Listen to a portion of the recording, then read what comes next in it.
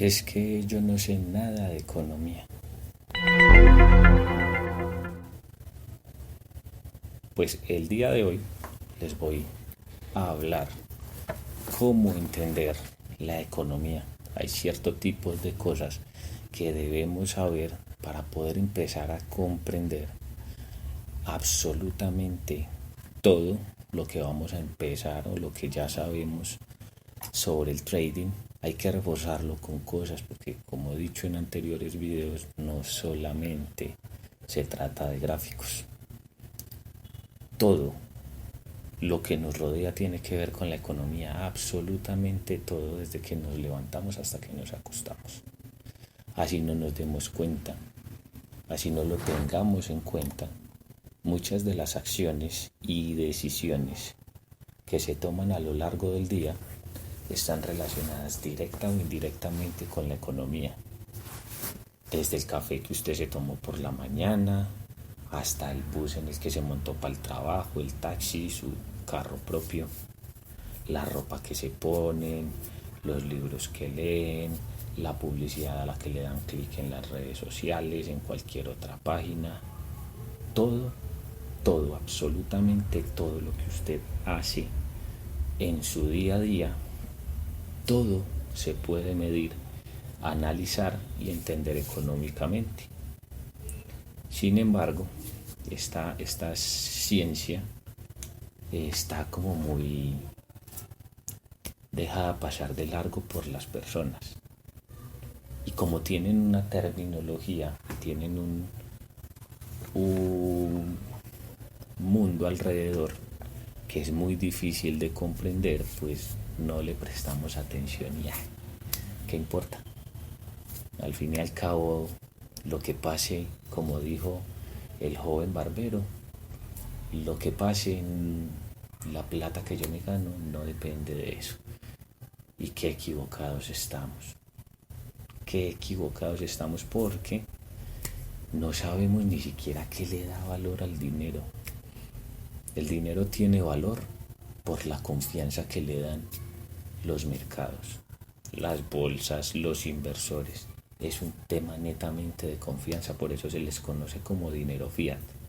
El dinero fiat es dinero que no está respaldado por absolutamente nada. Es más, una proporción de las personas que viven en los países todavía creen que el dinero está respaldado por oro. Y estamos muy equivocados.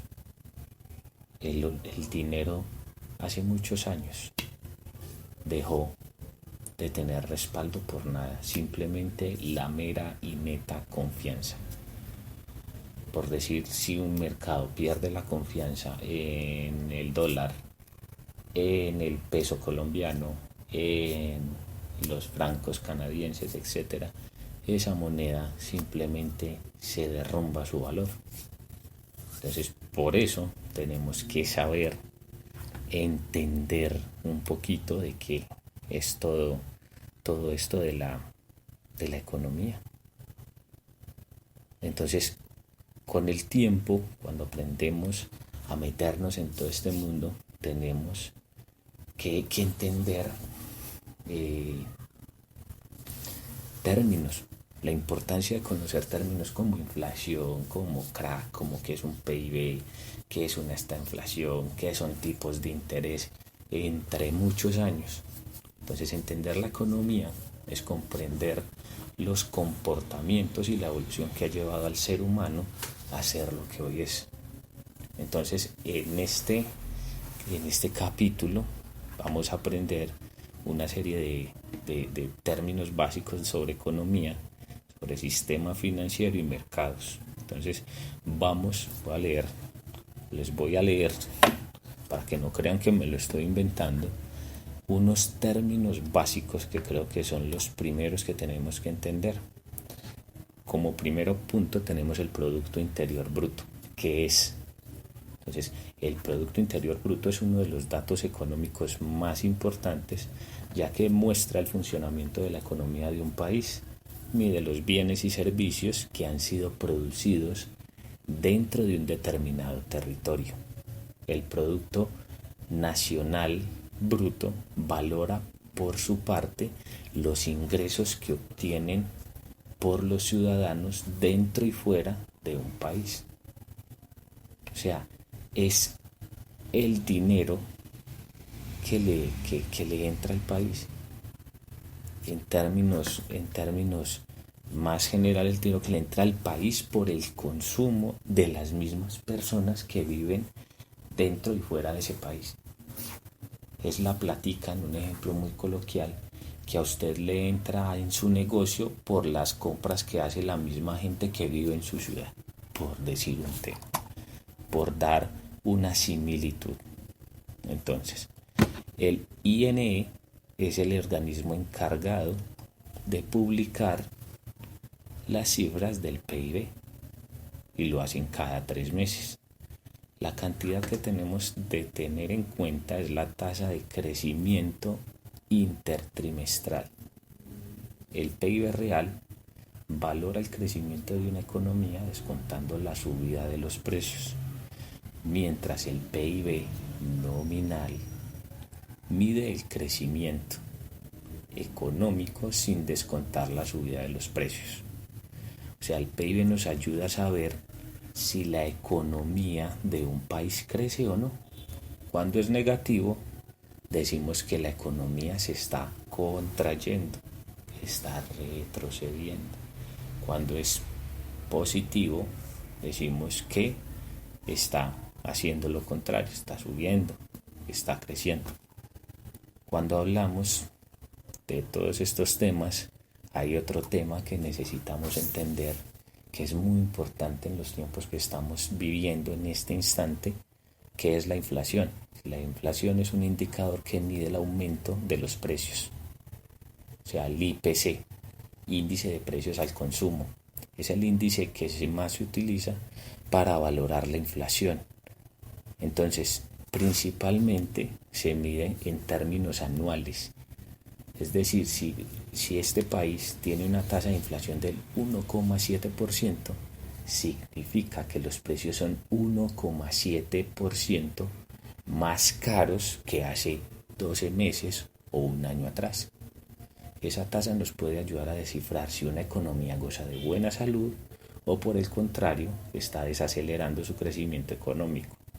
Cuando los precios suben a un ritmo muy vertiginoso, muy rápido, aumentando más de un 50% en tan solo, digamos, un mes, se produce otro término que se conoce como hiperinflación, una situación que puede tener consecuencias graves para los ciudadanos, para ese país, porque se pierde mucho poder adquisitivo, mucho poder de compra. Para que un país goce de buena salud económica, se debe experimentar una subida de precios lenta pero gradual.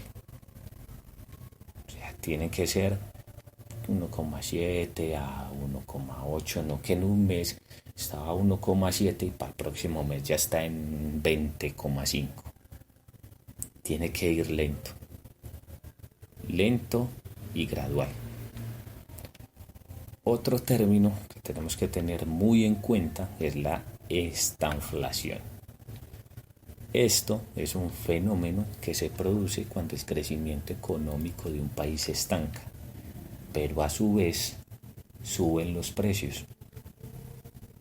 O sea, no sube, el país no se hace más rico, el país no sigue evolucionando económicamente, pero los precios de sus productos de la canasta familiar, que es lo que se mide con el IPC, del índice de precios al consumo, suben. O sea, ya la papa va a estar más cara, el arroz, la sal, etcétera. Todo este tipo de cosas. Un ejemplo es que esa situación se produjo varias veces en el pasado.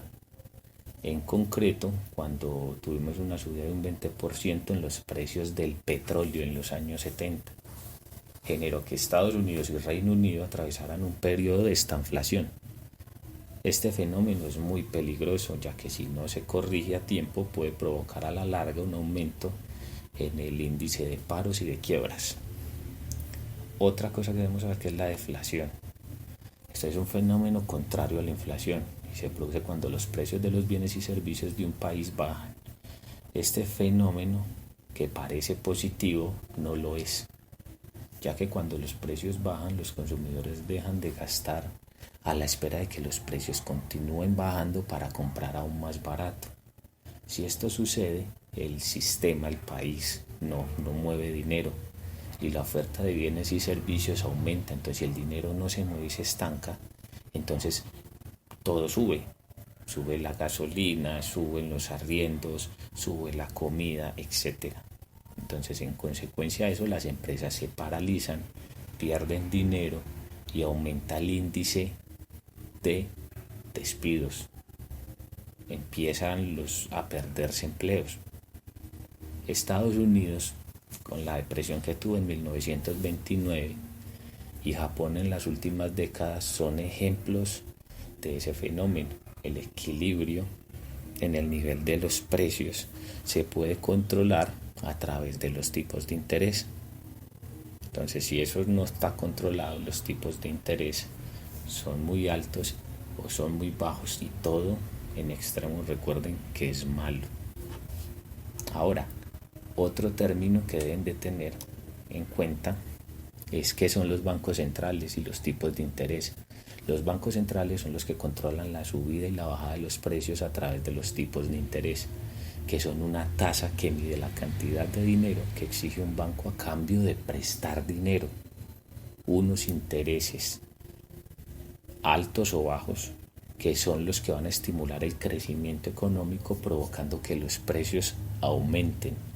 Unos tipos de intereses altos hacen que el crecimiento económico se frene y los precios caigan. Entonces, los bancos centrales como la Reserva Federal, el Banco Central Europeo, el Banco de Inglaterra, el Banco de Japón, el Banco de la República, en caso de ser acá de Colombia, son las grandes referencias para los países desarrollados. Fijan mensualmente una tasa oficial a partir de la cual los bancos privados determinan los tipos de intereses de las hipotecas y de los préstamos. Como cuando ustedes van a hacer un préstamo y le dicen, es que la tasa de interés es tal, o la tasa de interés fija, o la tasa de interés, etcétera. El tipo de tasas de interés que maneja cuando usted hace un préstamo o compra una casa, o si hace una hipoteca. Entonces, ese tema de los bancos centrales, entendiéndose que ellos son los que mueven el billete. Como por último, otra cosita que tienen que saber es que es la balanza de pagos. Y ese es un índice que contabiliza todo el dinero que entra y sale de un país en un tiempo determinado. Ese dato desvela si un determinado país está gastando más dinero del que genera. Si eso pasa, si un país gasta más dinero del que genera, esa situación lleva a un déficit. Si por el contrario ingresa más dinero de lo que gasta, estaremos en superávit. La balanza, hay dos tipos de balanza: la que se mueve por cuenta corriente, que mide el flujo de bienes y servicios que entran y salen del país, y la balanza por cuenta de capital, que es la que mide el dinero que hemos gastado a través de inversiones hechas en el exterior y producido por inversiones ya existentes del país. Espero que si no entienden, o cada vez que ustedes escuchen algún término de estos, y en las noticias, en alguna lectura, en un periódico, en internet, cualquier cosa, si no recuerdan qué es, pongan este video, y en este video se van a encontrar con la descripción de cada cosa y van a entenderla más fácil, porque la traté de hacer de la manera más breve y más entendible posible para alguien que no sabe de este tipo de términos. Ya saben, los dejo con esto, y de nuevo, no dejen que nadie los limite. Dele me gusta, compártalo y escúchelo las veces que tenga que escucharlo. Nos vemos el próximo podcast, en el próximo video. Chao, chao.